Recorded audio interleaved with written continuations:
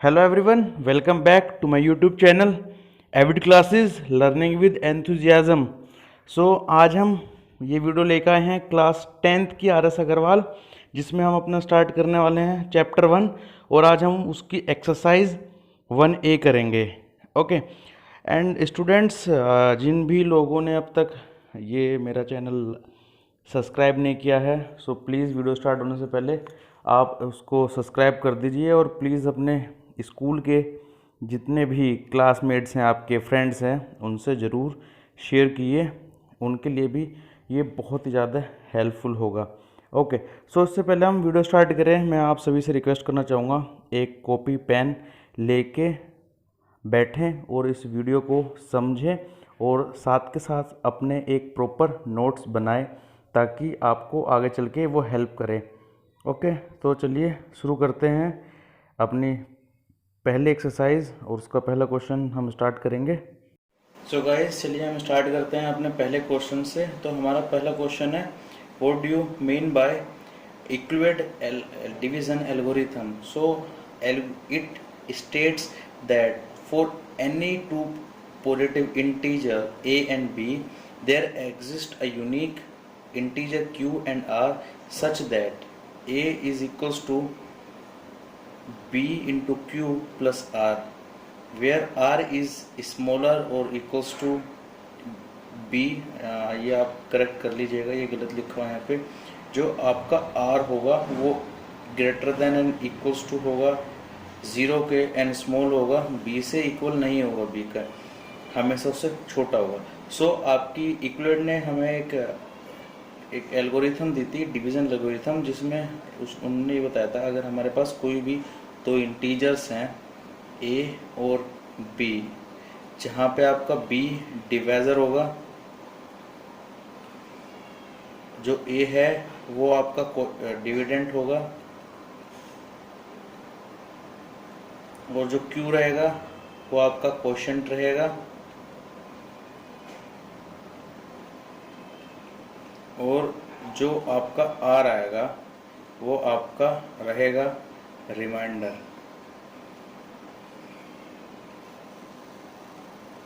Okay जो हमारे पास number a है, हम उसको एक्सप्रेस कर सकते हैं किसी भी यूनिक दो इंटीजर्स में, जो कि हमें चाहिएगा q और r। तो वो होगा हमारा b into Q plus r।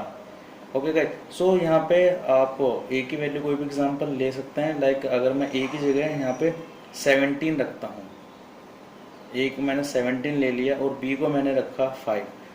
अगर आप इसको डिवाइड करते हो तो 5 3 जा 15, क्वोशंट आया मेरे पास 3 और रिमाइंडर मेरे पास आएगा 2।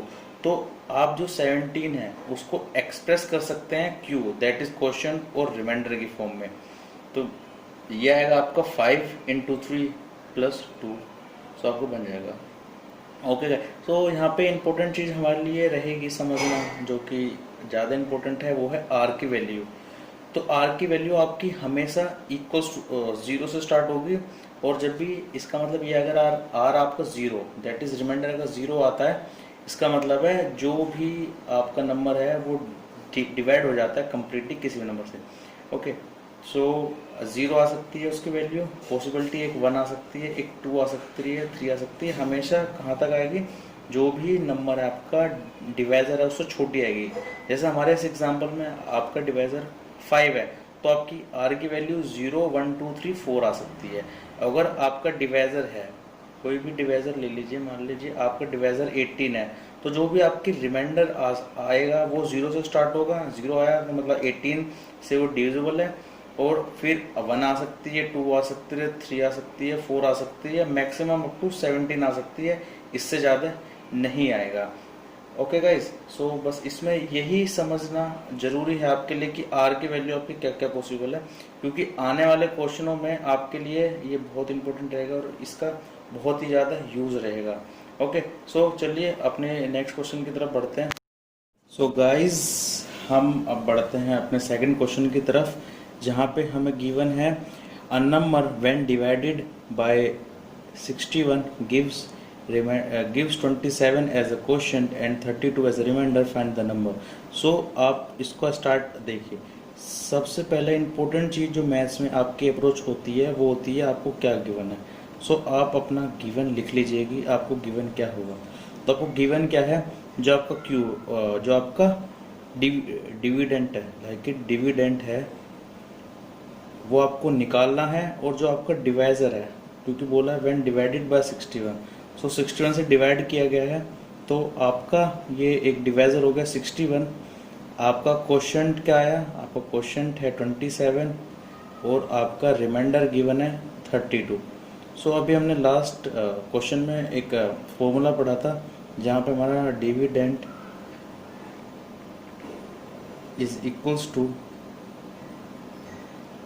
Divisor into quotient plus remainder. ये चीज़ आप लिखिएगा, what we know, that is we know that.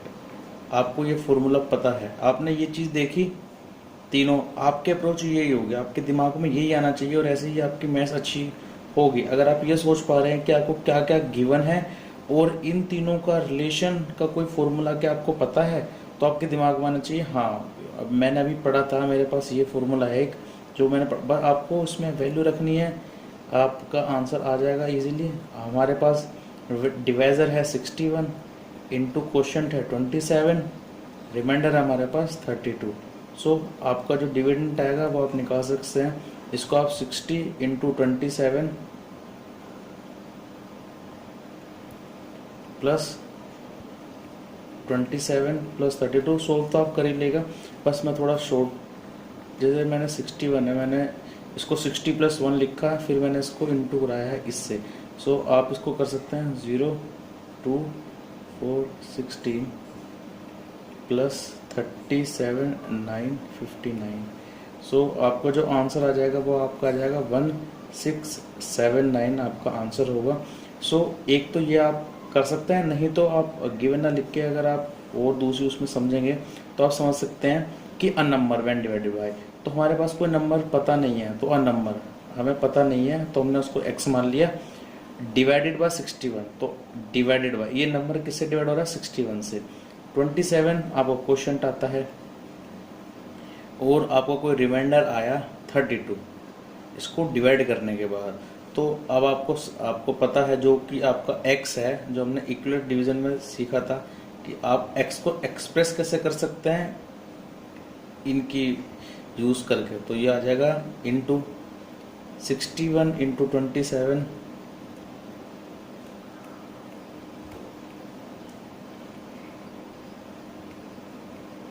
और ये आप माइंड मैप बना सकते हैं। ये आपका देखो क्लॉकवाइज आ रहा है, यहाँ से ये पाएगा इंटू हो जाएगा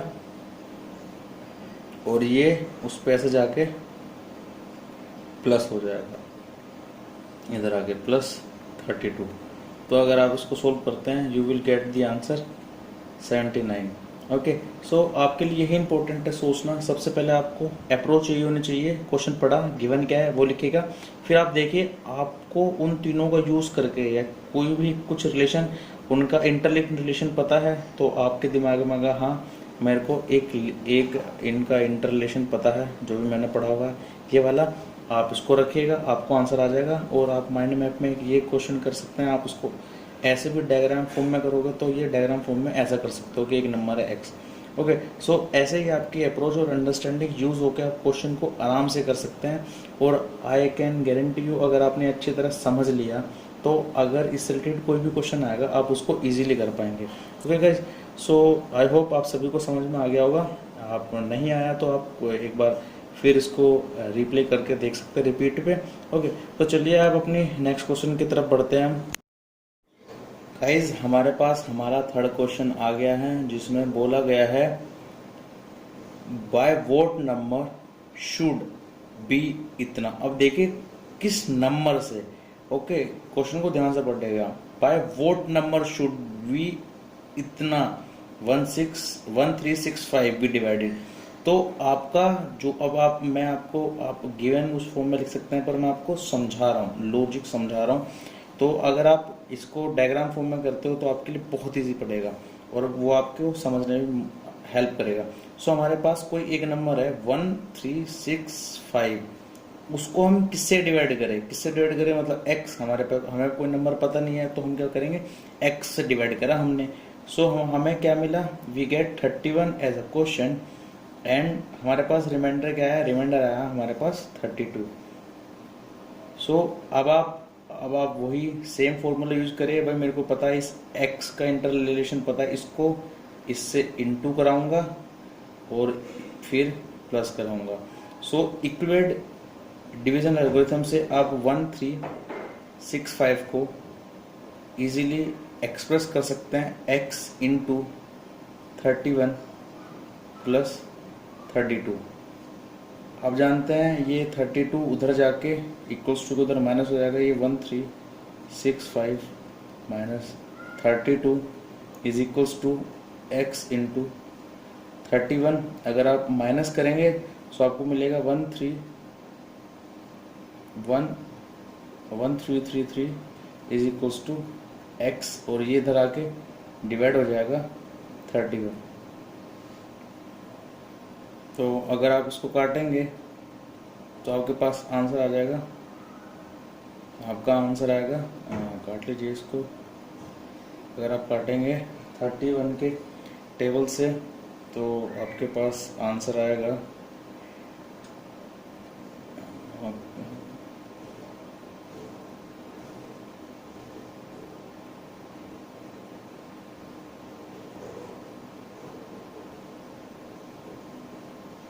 आपके पास आंसर आ जाएगा 43। ओके गाइज, सो ऐसे कर सकते हैं, नहीं तो वही जो मैं आपको प्रीवियसली लिखाया। आपको क्या पिछले जैसे मैंने अभी क्वेश्चन में लिखवाया था कि आपको क्या चीज़ गिवन है वो आप यहाँ पे लिख सकते हैं कि आपको क्या क्या चीज़ गिवन है, फिर उसका जो रिलेशन है फॉर्मूला जो भी हमने पढ़ा था डिविडेंड वाला, और उसको सोल्व कर सकते हैं और आपके पास आंसर आ जाएगा x = 43। ओके, आई होप आप सभी को ये क्वेश्चन समझ में आ गया होगा। चलिए अब हम अपने नेक्स्ट क्वेश्चन की तरफ बढ़ते हैं। तो गाइस हमारे पास फोर्थ क्वेश्चन है। जो ये क्वेश्चन आने वाले हैं, अब इसमें हम सबका जो हमारे इक्विवेलेंट एल्गोरिथम है हम उसका एप्लीकेशन देखने वाले हैं। इसमें बोला गया find the HCF of two numbers 405 and 2520 का आपको HCF निकालना है इक्विवेलेंट एल्गोरिथम के यूज़ करते हुए। तो हम सीखेंगे कि हम इक्विवेलेंट एल्गोरिथम को यूज़ करके किन्हीं भी दो नंबर का HCF कैसे निकाल सकते हैं। आप जो प्रोसीजर होगा वो आप ध्यान से देखते रहिएगा। ओके, अब हम देखते हैं कि हमारे पास बड़े वाला नंबर कौन सा है, उसको हम डिवाइड कराते हैं छोटे वाले से। तो हमारे पास बड़े वाला नंबर है 2520 और उसको हम डिवाइड कराने वाले हैं 405 से। डिवाइड करेंगे तो ये देखिए, अगर आप इसको 6 से करेंगे तो आपके पास आएगा 2430 और जब आप इसको माइनस कराएंगे तो माइनस होके ये बच जाएगा 405। ओके, 40 ये आपका यहाँ पे 40 हम 5 लिखेंगे, जो ये वाला नंबर है वो यहाँ पे आ जाएगा 405 पे, और जो आपका रिमाइंडर आएगा इनको माइनस करा के वो रिमाइंडर बचेगा 90। अब आपको इस जो ये 90 है जो रिमाइंडर आया है उसको डिवाइड कराना, जो कि प्रीवियस आपका डिवाइजर था। ओके गाइज, अब इसको जब डिवाइड कराएंगे तो ये कटेगा 4 और आपका आएगा 360, और जो आपका रिमाइंडर आएगा इसको काट के वो आएगा 45। अब आपके पास जो 45 रिमाइंडर आया वो आपका डिवाइजर बन जाएगा और डिविडेंड बनेगा जो कि आपका प्रीवियसली डिवाइजर था। तो ये 90 उठ के इधर आ जाएगा। ये 90। तो अब आपका जब 2 से काटोगे तो ये पूरा कट जाएगा। गाइज, जो भी आपका HCF वो नंबर होता है, जैसे ये वाला डिवाइजर है, अब ये डिवाइजर आपका HCF हो जाएगा। क्यों? क्योंकि जब आपका रिमाइंडर 0 हो जाए, और जब रिमाइंडर 0 हो जाता है तो जो भी डिवाइजर होता है वो आपका बन जाता है रिमाइंडर। तो आपका जो HCF होगा यहाँ पे इन दो नंबर्स का वो आपका आ जाएगा 45। ओके गाइस, जैसे अगर आप पहली बार पढ़ रहे हैं आपके लिए थोड़ा हार्ड होगा, मैं रिपीट कर रहा हूँ। आपके पास दो नंबर है, आपका 405 एंड 2520, सो आपको हमको इनका HCF निकालना इक्विवेलेंट एल्गोरिथम से। तो हम वो कैसे निकालते हैं, हम उसको डिवाइड करते हैं बड़े वाले नंबर को छोटे वाले नंबर से। डिवाइड आप करिएगा तो आपके पास रिमाइंडर आया 90, यहाँ पे रिमाइंडर 90 आ गया आपके पास। जब रिमाइंडर 90 आएगा तो आप क्या करोगे, अब आप इस 90 से जो कि आपका पुराना डिवाइजर था उससे डिवाइड करोगे, 90 से उसको डिवाइड करोगे, फिर आपके पास आएगा, फिर आपके पास रिमाइंडर आएगा 45। और जब ये आपके पास 45 आया तो आप इसको, अब रिमाइंडर 0 नहीं आया तो आप क्या करोगे, इससे जो प्रीवियस डिवाइजर था आपके पास 90 उसको डिवाइड कराओगे, वो उठ के आ जाएगा यहाँ पे। अब वो डिविडेंड बन जाएगा, ये डिवाइजर बन जाएगा।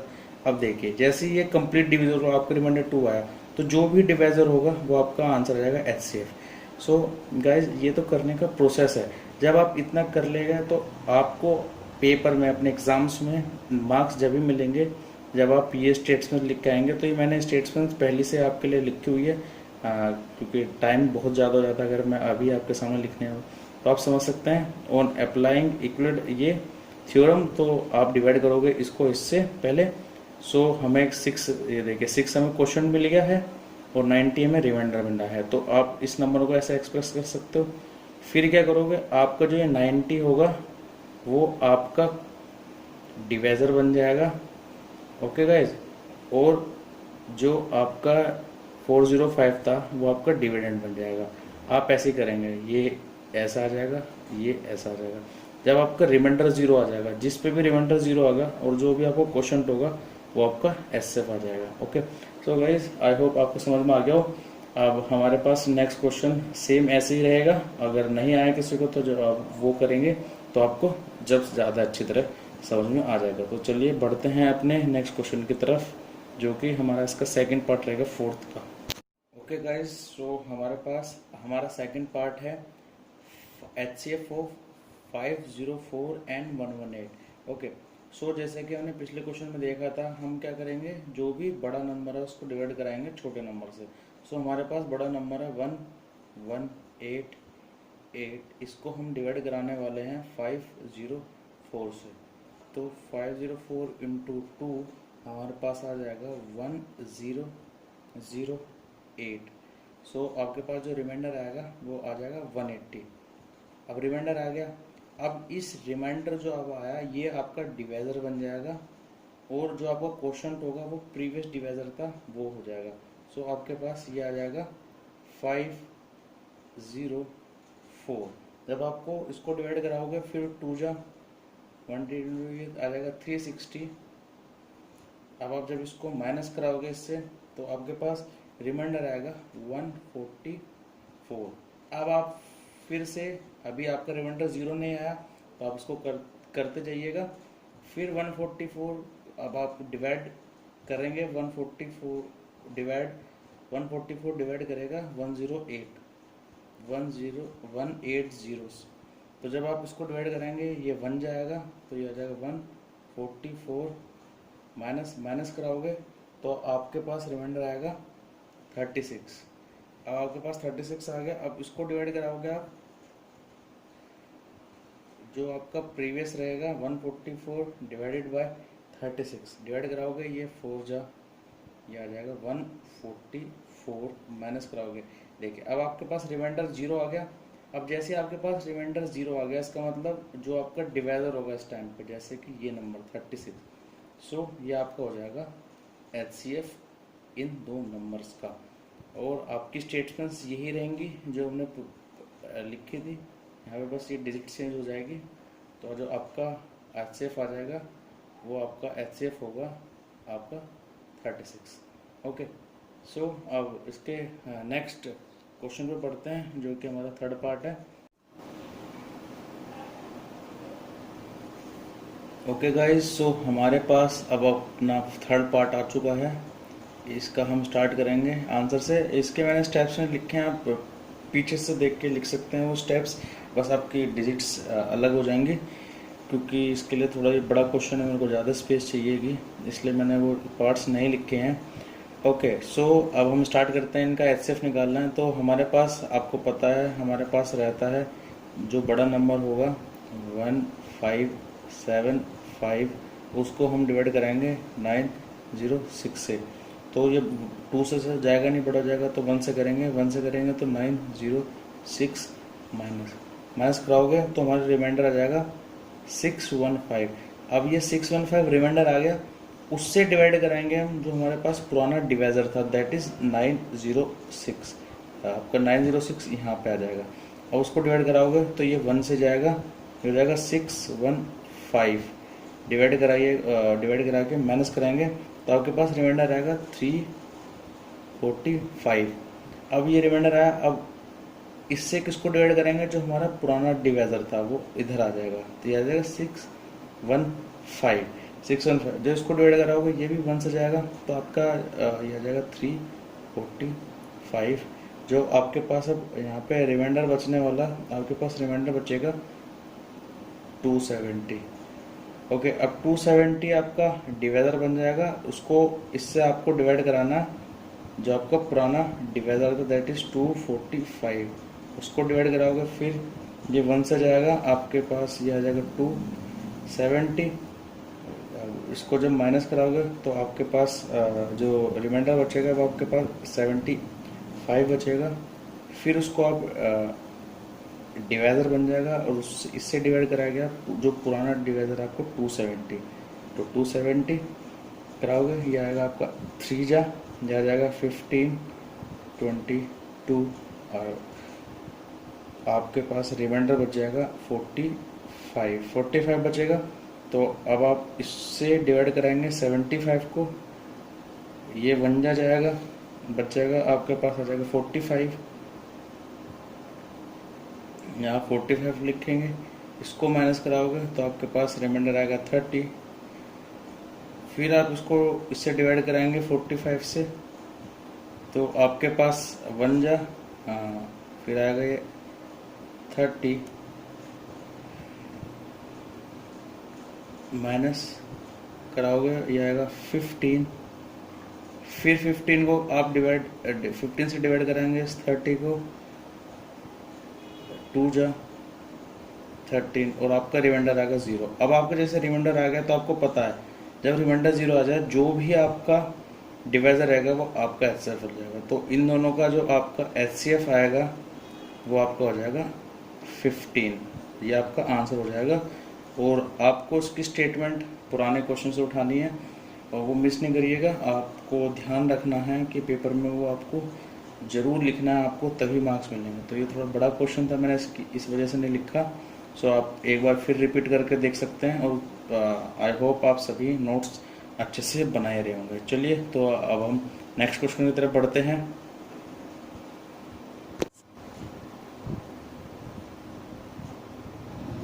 सो गाइज, अब हमारे पास 5वां क्वेश्चन है, जो कि आपको एक प्रूव करना है, और बहुत ही ज़्यादा अच्छा एप्लीकेशन है ये आपका, जो आप अभी पीछे पड़ गए हैं। सो ये इसमें चलो लिख देखते हैं। सो ये कह रहा है, show that every positive integer is either even और ओड। सो आप पहले क्वेश्चन समझिए क्या कह रहा है। तो ये आपको शो करने के लिए कह रहा है, आपको प्रूव करना है कि कोई भी पॉजिटिव इंटीजर होता है। पॉजिटिव इंटीजर आपको पता है क्या है, आपके 1, 2, 3, 4 ऐसे अप टू इन्फिनिटी होते हैं। तो ये कह रहा है आपको शो करना है, या तो ये नेगेटिव होगा, या तो वो इवन होगा, या वो आपका ओड होगा। ओके, सो आपको पता है आपके कोई भी पॉजिटिव इंटीजर हो, या तो वो इवन होते हैं या फिर ओड होते हैं। पर देखिए, आपको आज यहाँ पे उसको प्रूफ करना पड़ेगा। सो हम इसमें क्या करते हैं, कुछ स्टेप्स हैं जो कि आपको लिखने होंगे, और ये मैंने पहले से लिखे हुए हैं, मैं आपको सिर्फ समझाने वाला हूँ। सो हम इसमें क्या करते हैं, हम एक एज्यूम कर लेते हैं कोई भी एक इंटीजर जो कि एग्जिस्ट करता है, इस स्मॉलेस्ट पॉजिटिव इंटीजर कोई भी हम अपनी तरफ से मान लेते हैं कि वो या तो ना ही वो ओड होने वाला है, ना ही इवन होने वाला है। मान लीजिए n। अब मैंने कोई भी एक n मान लिया नंबर, जो कि neither odd nor positive. Okay, so अगर हमारे पास जो n है वो सबसे लीस्ट पॉजिटिव इंटीजर है, ठीक है, सबसे छोटा इंटीजर है हमारे पास, जो कि ना ही तो इवन होने वाला ना ही ओड। तो जो हमारे पास n-1 होगा, जो n-1 होगा, जो अगर हम -1 कराते हैं उसमें से, वो मस्ट भी ईदर ओड और इवन। सो या तो वो इवन होगा या फिर ओड होगा। तो कहने का मतलब ये है कि अगर आप n की वैल्यू को देखें, 0 रख दो, तो जो n 0 होता है, जो आपका 0 होता है, वो सबसे छोटा सा नंबर है, पॉजिटिव ना तो वो इवन होता है ना कि वो ओड होता है, आपको पता नहीं है वो क्या होता है। तो अगर आप n-1 करते हैं, तो जो अगर आप n-1 करेंगे तो वो इधर या तो वो ओड होने वाला है या इवन होने वाला। तो आपके इसमें पास केस बनते हैं दो, केस बनेंगे दो। तो केस क्यों दो बने, क्योंकि जो आपने n-1 लिया है, या तो वो आपका इवन हो सकता है या फिर आपका ओड हो सकता है, आपको पता नहीं है। तो केस 1 में हम इसको क्या करते हैं, पहले हम केस 1 में हमने इस नंबर को, जो भी हमारे पास ये नंबर आया, इसको हमने क्या माना, n+1 इज इवन, इवन मान लिया हमने इस नंबर को। तो हम क्या लिखेंगे, अगर n इवन है, जो भी n हमारे पास इवन है, तो उसको हम क्या लिख सकते हैं, 2k की फॉर्म में, क्योंकि जो भी इवन नंबर होता है वो 2 का मल्टीपल होता है, और उस k की वैल्यू यहाँ पे कुछ भी हो सकती है, फॉर सम k कोई भी नंबर हो सकता है यहाँ पे, इस फॉर्म में होगा। ओके, सो अब आप इसको सोल्व करें, तो अगर ये करोगे तो ये आपका n इज इक्वल टू क्या जाएगा, 2k+1। ओके, अगर देखिए 2k आपको पता है ये इवन होगा, +1 करोगे तो ओड होता है। यू नो कि जब भी हम इवन नंबर में +1 कर देते हैं तो वो ओड हो जाता है। जैसे कि हमारे पास 2 है, अगर आप उसमें 1 करोगे तो 3 हो जाएगा, जो कि एक ओड नंबर होता है। ऐसे आप कोई भी ओड नंबर और इवन नंबर मान सकते हैं। लाइक 16 है मेरे पास, मैंने 16 में +1 कराया तो 17 एक ओड नंबर होता है। ठीक है, अगर 16 है, 16 जो भी हमारे पास इवन नंबर्स होते हैं वो हमेशा 2 इंटू कोई नंबर के, कोई भी नंबर, ये वेरिएबल है कि कुछ भी हो सकता है। अगर 16 है तो ये 8 हो जाएगा, 2 है तो ये 1 हो जाएगा, 8 होगा तो ये 4 हो जाएगा। तो हम जो भी इवन नंबर होता है उनको हमेशा 2k की फॉर्म में मानते हैं। ठीक है, तो अगर ये n इक्वल्स टू आया तो ये हमें इम्प्लाई करता है कि, इम्प्लाई क्या कर रहा है, n इज ओड, तो वो ओड होगा। अब दूसरा केस कौन सा हमारे पास, दूसरा केस हमारे पास आता है कि जो n हमारे पास है वो हमने n-1 हमने क्या मान लिया, हमने उसको मान लिया कि वो एक ओड नंबर है। तो आपको पता है, अगर आपने ओड नंबर माना तो आप n-1 को क्या लिख सकते हैं, 2k+1 फॉर्म में। अगर आप इसको सिंप्लीफाई करोगे, n इज इक्वल्स टू, ये 1 उधर चले जाएगा, इक्वल्स टू के, तो 2k+2 हो जाएगा। अगर आप 2 कॉमन लेते हो तो ये k+1 हो जाएगा। मैंने आपको बताया k यहाँ पे कुछ भी होगा, यहाँ पे कुछ भी हो, k 1 हो, 2 हो, 3 हो, और मान लीजिए यहाँ पे k 2 हो गया तो 2+1 3 हो जाएगा। 3 इंटू ए करोगे तो ये एक नया नंबर आ जाएगा, जिसको हम 2k+1 को हम m मान लेंगे, तो ये 2m बन गया। अब 2 से मल्टीप्लाई होगा तो इवन आने वाला है, सो हमारे पास इवन आ जाएगा आंसर में। ओके, सो जो हमारा इसमें हो जाएगा n इज इवन हो जाएगा। ठीक है, so in both ways we have a contradiction, हमने हमारे पास कॉन्ट्रडिक्शन आ गया। कॉन्ट्रडिक्शन का मतलब है कि जो हम मान के चले थे वो गलत हो गया। हमने क्या माना था, जो भी हमारा n होगा, हमारे पास जो भी n लीस्ट नंबर है n, वो हमने क्या माना था, ना ही वो n होगा ना ही ओड होगा। पर देखिए ऐसा नहीं हुआ, या तो n इवन आ रहा है या ओड आ रहा है। तो दस every positive integer is either even और ओड। आई होप आपको समझ में आ गया होगा, नहीं आया तो आप एक बार रिपीट करके वीडियो को दोबारा यहाँ से चला कर देख सकते हैं। मैंने अपने बेस्ट पॉसिबल वे में समझाया है। अगर किसी को दिक्कत आती है तो आप मेरे को कमेंट बॉक्स में बता सकते हैं, मैं इस क्वेश्चन पे अलग से वीडियो दोबारा बना दूंगा। और ये आपको क्वेश्चन अच्छा है, ठीक है, आप इसको ढंग से कर लीजिएगा। ओके, सो चलिए अब अपने 6th क्वेश्चन की तरफ बढ़ते हैं। सो गाइज, हमारे पास 6 क्वेश्चन है। Show that every positive even integer is of the form 6m+1 और 6m+3 और 6m+5। सो ये भी आपका बहुत अच्छा क्वेश्चन है और इम्पोर्टेंट है, मार्क कर लीजिएगा, आपके एग्जाम्स में ऐसे क्वेश्चन आते हैं। ओके, सो हमें करना है ये क्वेश्चन। सो अब हम इसमें क्या करते हैं, सबसे पहले हम इसमें एक n की वैल्यू एज्यूम कर लेंगे कि हमारे पास एक n है। n आपका एक पॉजिटिव ओड इंटीजर रहेगा, पॉजिटिव ओड इंटीजर, और वो भी आर्बिट्ररी। आर्बिट्ररी का मतलब होता है कि रैंडमली आप कोई भी नंबर ले सकते हैं, कोई भी पॉजिटिव ओड इंटीजर जो भी आपका मन करेगा। मैं आपको प्रूफ करा के बाद में दिखा दूंगा कि आप अगर कुछ भी एन की जगह ओड कोई भी एड नंबर लेंगे तो आप आपको इजीली सोल्व कर सकते हैं। सो अब देखिए, अब आपको क्या करना है, इस एन को डिवाइड कराना है 6 से। अब आप कहेंगे 6 से क्यों करा रहे हैं?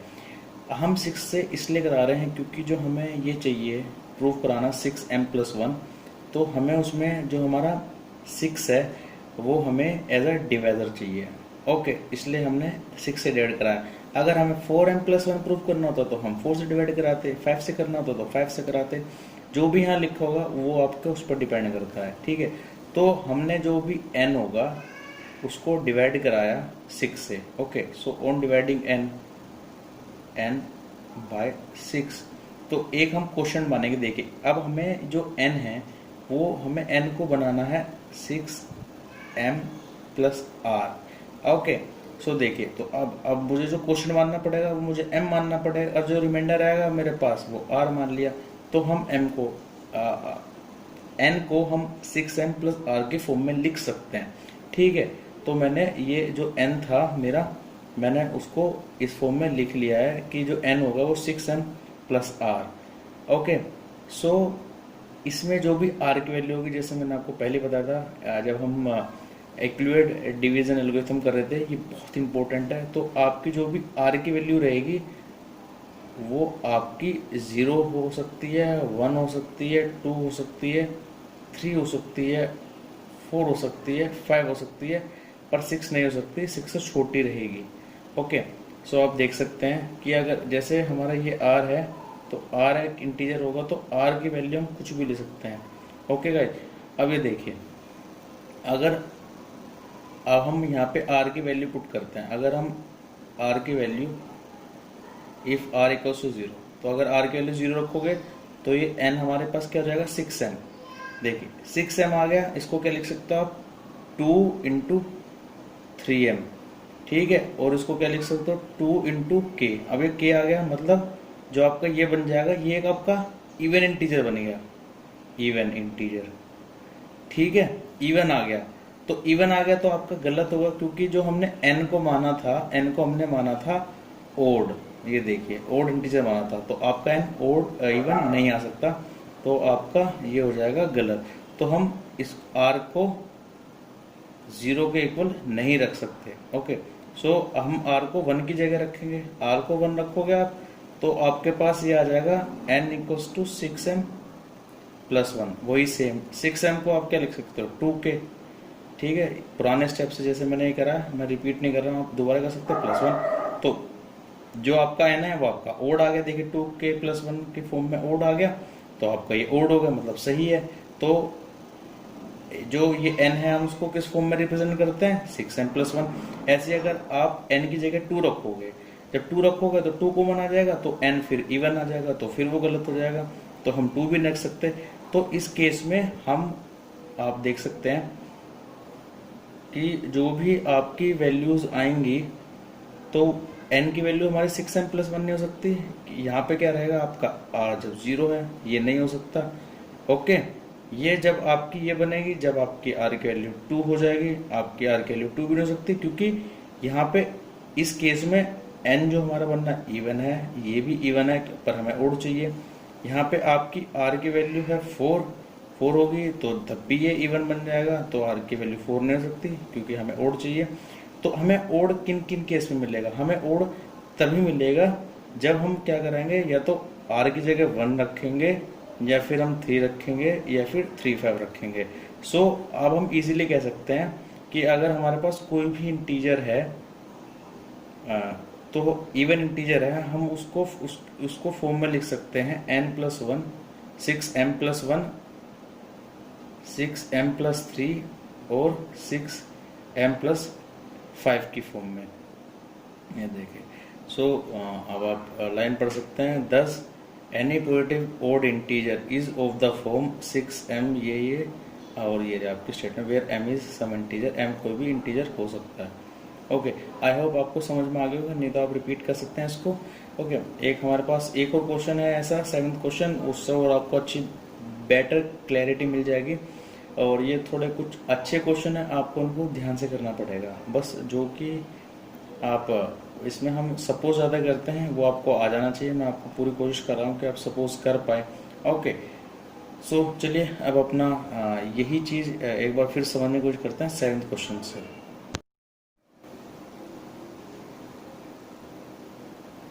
ओके गाइस, सो हमारे पास क्वेश्चन नंबर 7 है हमारा। इसमें आपको करना है show that every positive even integer is of form 4m and every positive odd integer is of the form 4m plus 1 for some integer m। तो आपके पास कोई भी इंटीजर m रहेगा, आपको दिखाना है कि कोई भी इवन इंटीजर है, आप उसको 4m की फॉर्म में लिख सकते हैं, जो कि आपको पता ही आप लिख सकते हैं। 4m plus 1 आपका ओड आ जाएगा किसी भी m के लिए। सो अब आप इसको पुराने क्वेश्चन की तरह ही करेंगे। तो हम क्या करेंगे, एक n मान लेंगे, एक n सपोज करेंगे जो कि आपका आर्बिट्री ओड इंटीजर रहेगा। तो आपका जो n है वो आपका क्या है, एक पॉजिटिव ओड इंटीजर रहेगा। आर्बिट्री है मतलब कुछ भी हो सकता है ओड इंटीजर। सो अब क्या करोगे, जैसे मैंने आपको पहले समझाया था, अब आपको 4 चाहिए यहाँ पे। तो अब हम इस n को किससे डिवाइड करेंगे, अब हम इस n को 4 से डिवाइड करेंगे, क्योंकि n हमें n चाहिए और हमें m चाहिए एज अ क्वोशंट, तो हम m करेंगे। और हम क्या करेंगे, इसको जो भी आएगा डिवाइड हो गए, जो रिमाइंडर आएगा r। अब ये देखिए, अब जो भी हमारा n होगा, अब हम n को क्या रख सकते हैं, 4m प्लस r। हम इसको रख सकते हैं, हाँ हम रख सकते हैं इसको। ये हमारा जैसे हमने आपका उसमें सीखा हुआ है इक्वलेट एल्गोरिथम में। अब यहाँ पे देखिए r की वैल्यू क्या हो सकती है, r की वैल्यू हो सकती है जो भी आपका क्वोशंट है, जो भी आपका डिवाइजर है भाई उससे छोटी होगी और 0 से स्टार्ट होगी। तो r की वैल्यू क्या क्या हो सकती है, 0, 1, 2 और 3, इससे बड़ी नहीं हो सकती। अब इससे बड़ी नहीं हो सकती तो अब हम n की डिफरेंट डिफरेंट वैल्यू रख देंगे हमारी ऊपर वाली इक्वेशन में। तो 4m प्लस 0 रखोगे, ये कट जाएगा। अब आपको पता है कि ये क्या हो गया, ये तो हमारे पास इवन नंबर आ गया। इवन आ गया तो 4m क्या हो जाएगा, 4m हमारा क्या हो जाएगा, इवन हो जाएगा। ये हमारा 4m इवन के इक्वल हो गया। अगर आप 1 रखोगे 4m इवन ये आ जाएगा, या फिर n ये आ सकता है, या फिर n ये आ सकता है। देखिए, पर हम n equal not equals to 4m नहीं हो सकता, और ना ही n equals to 4m plus 2 हो सकता। अब आप कहेंगे क्यों, देखो आप फिर से देखिए, आपने n को क्या माना, n को आपने सपोज किया हुआ है ओड। तो जो आपका n है वो आपका 4m नहीं आ सकता, क्योंकि वो आना चाहिए ओड। तो अगर आपका ओड मानते हैं तो आपका वो ओड कब आएगा, ओड आएगा जब आप 4m प्लस 1 करेंगे या 4m प्लस 1 3 करेंगे, तभी वो ओड आएगा। Therefore this any positive odd integer is of the form, जो भी कोई पॉजिटिव ओड इंटीजर होता है वो इस फॉर्म में होता है कोई भी इंटीजर के लिए। ठीक है, ये तो इंटीजर हो गया। और आपको पता जो कि 4m है, जब आपका r0 आएगा वो आपका किसके इक्वल हो जाएगा, इवन के इक्वल हो जाएगा। ओके, सो इसी के साथ गाइज ये हमारे क्वेश्चन हो गए 1A के पूरे कंप्लीट, और हमारी पहले एक्सरसाइज कंप्लीट होती है। आई होप आप सभी को समझ में आ गया होगा ये लेसन।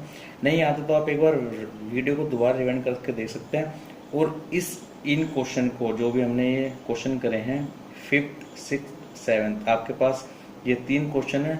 इनको मैं रिक्वेस्ट करूँगा आपको, आप 2-3 बार देखो और हफ्ते में 1-2 बार पक्का ही समझ के करना है, तभी आपको समझ में आएंगे।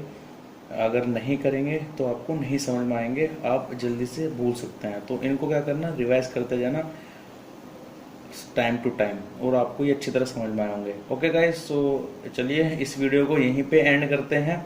आई होप आपको ये पहले एक्सरसाइज क्लियर हो गई होगी, और अगर फिर भी आपको कोई प्रॉब्लम आती है तो आप मेरे को मेरी आईडी पे मेल कर सकते हैं। ओके, नहीं तो कमेंट बॉक्स में बता सकते हैं आपको क्या दिक्कत आ रही है, मैं आपको समझाने की कोशिश करूँगा अलग से। ओके, नहीं तो दोबारा वीडियो बना दूंगा इसी चीज़ों पे और अच्छी तरह आपके डाउट्स लेके। ठीक है, तो चलिए एंड करते हैं अपनी इसी वीडियो को यहाँ पे। नेक्स्ट वीडियो में मिलते हैं जहाँ पे हम स्टार्ट करेंगे अपनी 1B। Okay, thank you student, have a good day, bye, happy learning.